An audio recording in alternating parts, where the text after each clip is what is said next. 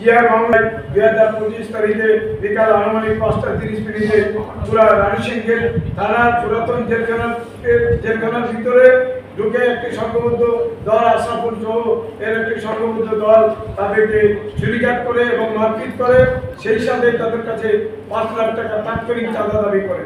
এর কয়েকদিন পরে 4 তারিখে আমি এটা সংবাদ নিউজ করি।